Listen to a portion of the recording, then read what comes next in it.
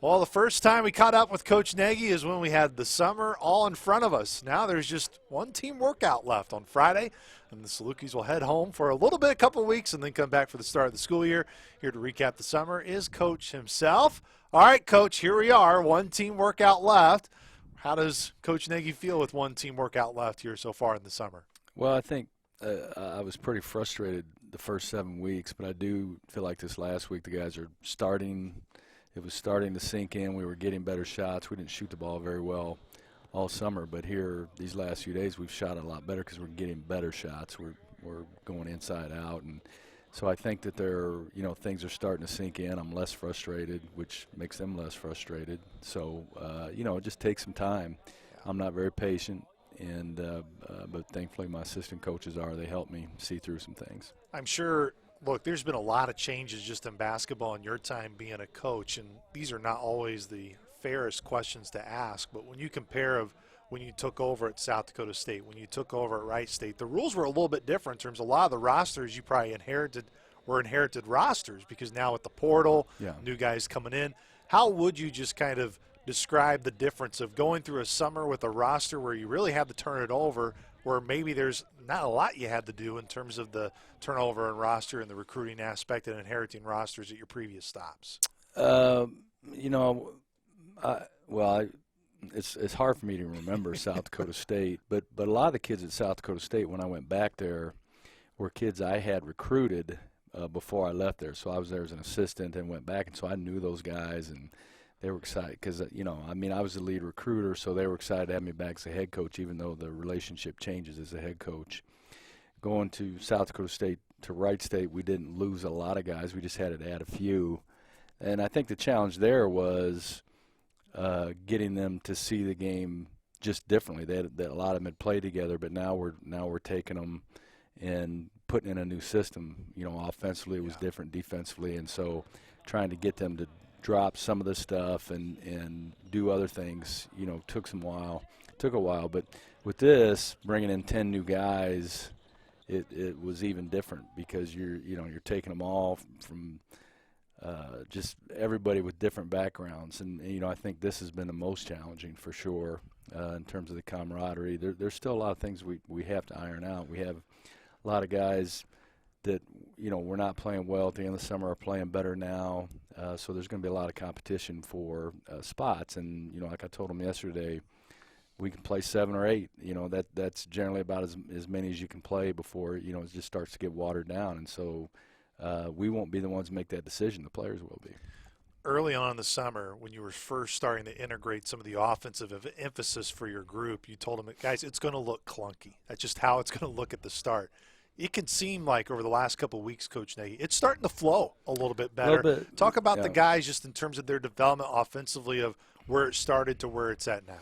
Yeah, and I don't want to spend too much time on it because the guys get so wrapped up in that. If they had a good offensive day, if they played well offensively, then they start to see themselves as, well, I played well because, and I said this to them the other day, whenever you call home or with your friends or whatever, they always, what's the first question, they want to know how many points you scored.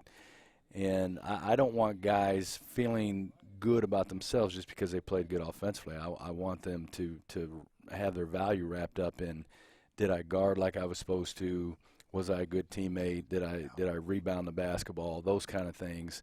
And then, if you do those things, then you get to play offense. But if you don't do those other things, it won't matter how good offensive day you had because you'll never get to play for us. And so just trying to get that point across, it's hard because they all get their kudos in terms of how many points they score, and that's their mindset, that's the way they think. And so to change that and to make sure, and I think in my system it's even a little harder because I give them a lot of freedom offensively, and so you have guys coming from systems where they didn't have much freedom. All of a sudden they think they're going to get to be a better offensive player, get to shoot more, all that, which is fine. But I still don't want your identity wrapped up in that. And so there's many layers to it. And as good as some of the guys are starting to play offensively, I still don't want them being wrapped up and feeling good about themselves just because they're playing good offensively. You talk about identity. You don't want them to be wrapped up in that. when you think of what you want this team to embody, what are those things of how you preach that to them to embody those things to where all that other stuff will take care of itself in a way? Yeah, and I just said it. If you'll defend and you'll rebound and you'll be great at those things, then you'll get to be on the floor so that your offensive skills take over. But if you won't, it won't matter. We just, and I just went, and part of this is me coming off of last year's team, which was probably the best offensive team I've ever had, and maybe one of the worst defensive teams. And watching a team that was so good offensively still only win 18 games was maybe my most disappointing, frustrating year I've ever had. And I'm just not about to go back to that. We're going to rely on our defense. We're going to rely on our rebounding. Now, we're still going to play much faster than most people do and more free, but that still means we want to get good shots, all of those things. And really what's starting to happen in our offense is we're getting way better shots, and it's one of the reasons why we're shooting better from three than we were early in the year. Well, I don't want to answer this for you, but it really seems like over the summer, Coach Nagy, one guy who has stood out in terms of never having the question his motor of if it's on or not is Kennard Davis. Yeah. And as you kind of emphasize of what you want defensively, how has Kennard begin to embody what you really demand for you guys on that side too? Well, he's been good on both ends. I think he's excited about the opportunity to be a little more offensive minded, but he's still doing the other things. The very first day we had practice, I had to ask him not to dive into the wall, which. I've coached a long time. There aren't very many guys I have to ask them not to do that. Generally we've got to get guys turned up, but he's already there, and he came from such a good high school program with Sean, and we're taught all those things. They believe in those things, and so you don't have to get that point across to him. But he, I would say is probably our toughest defender, most consistent right now. But we have some other guys that can get to his level too, particularly on the wings. We're big inside. We're athletic. I think it's going to be hard to score around the rim on us. So I'm really excited about our defensive. I think our offense has a ways to go. But generally, my teams are way ahead offensively and way behind defensively, which I don't like. I think with this team, we're just the opposite. We're much farther ahead defensively than we are offensively. Kind of moving towards that point defensively, we talked about Kennard, but who are some other guys that you've been really impressed by what they've done this summer defensively and improving and getting better at those skills that you really hammer in? Well, I think I don't know if they're at the level I want them to be yet, but guys that have the ability and the mindset. Damian Mayo is one of those guys that we need him to get to that level.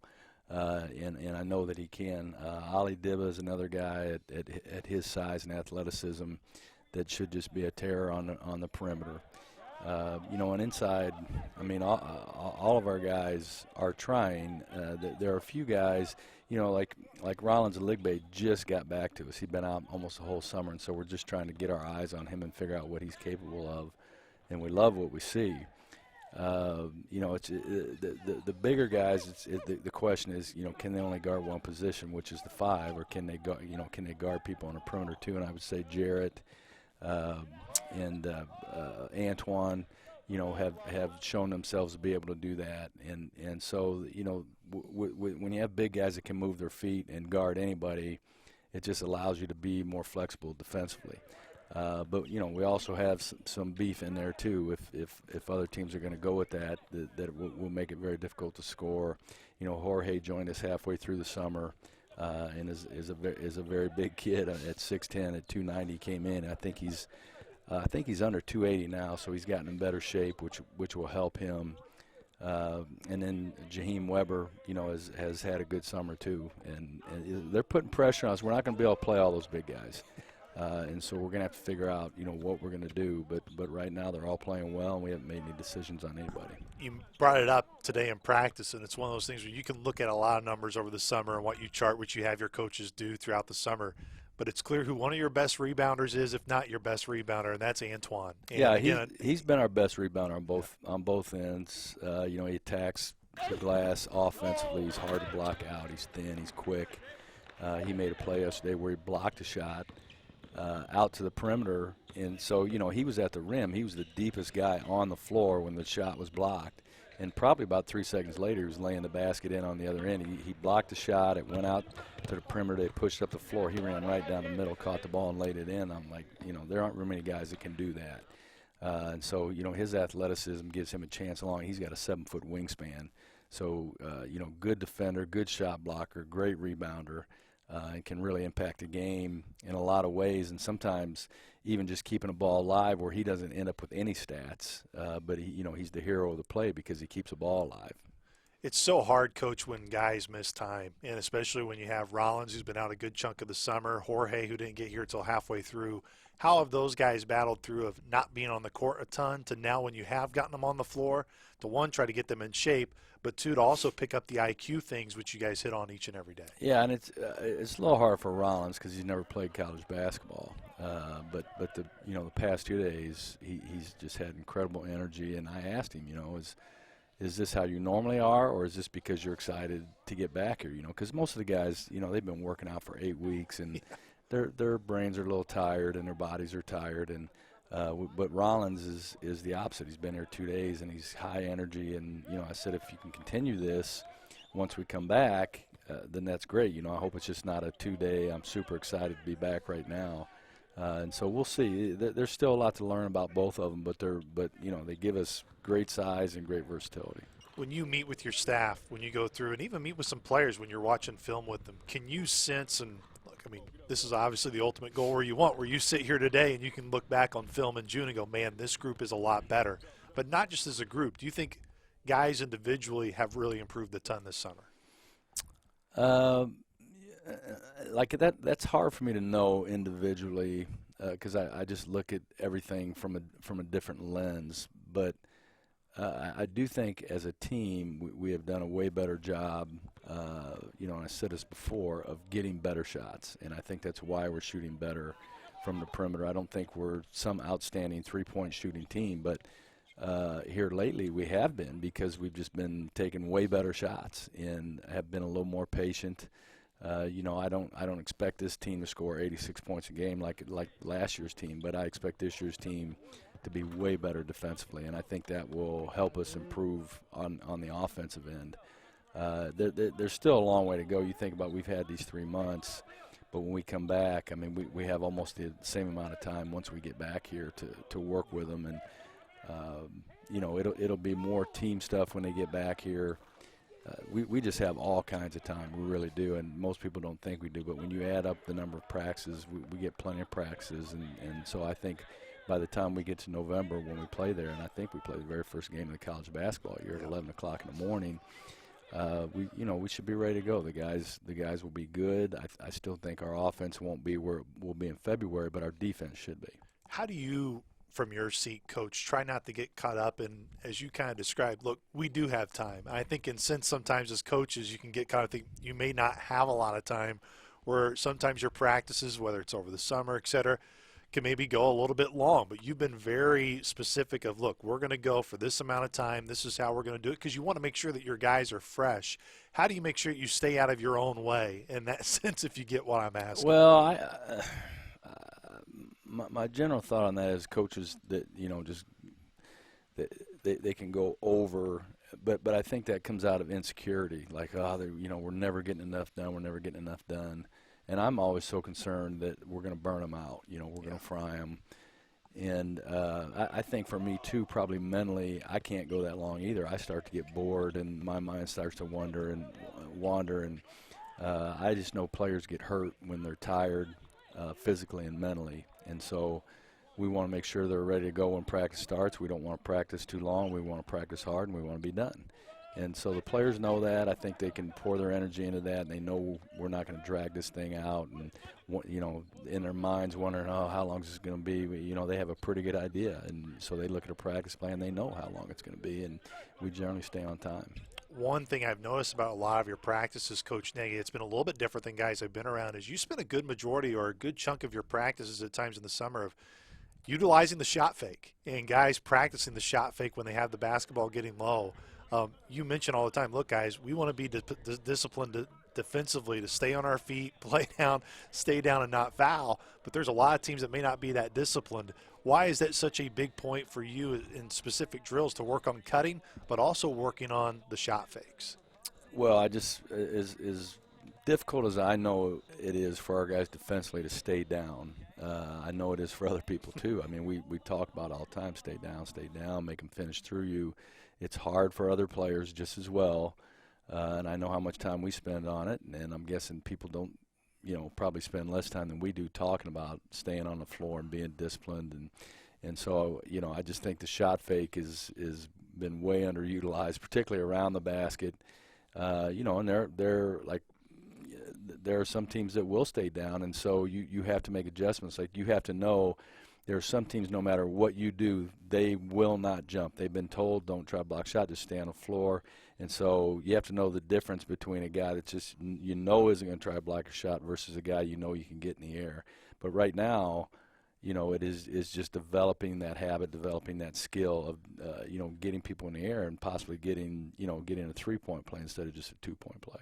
Everyone wants to know who's your best communicator in practice, who's trying to really lead from that standpoint. But one area you really push your team in is not just communicating when things aren't going well, but to communicate constantly on the offense and defensive side of the floor, where you tell a lot of your assistants during practice, hey, I don't want to hear you. I want to hear the guys.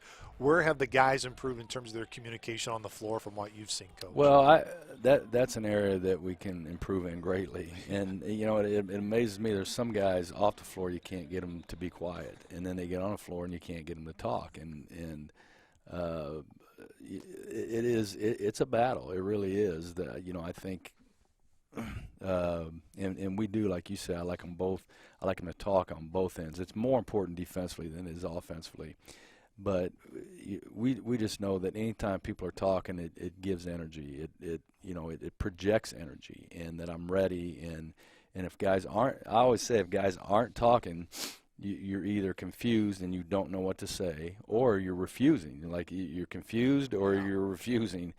Those are the only two options. And if you're not confused, then you're refusing to talk, or you're choosing to not talk, and you're not being a good teammate. And it doesn't matter what your personality is. It doesn't matter if you're a quiet person off the floor. You have to do what's required on the floor. You be quiet off the floor, but we need everybody talking to each other on the floor. And so, but I can say with almost every team I've ever had, that's been a battle. Well, one of the guys, look, I think everybody, as I said, at least individually, I've seen Jarrett Hensley make a lot of improvement over the summer. Drew Steffi's been a guy. I felt like today was really a good day for Drew. Yeah. Davion Sykes, too, is a guy that's shown a lot of athleticism for you this summer. As you look and you're trying, as you said, you told the guys, probably 7, 8 guys who are going to play.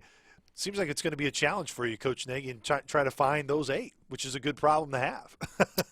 Yeah, it is. And sometimes you might miss on that, but if we're around long enough, because there's so many we could play huge, we could play small, because of the versatility of some of our wing players. Some of them can play the point and some of them can play the 5-man, and so there's a lot of different ways we can go and trying to figure out what's going to be best for us.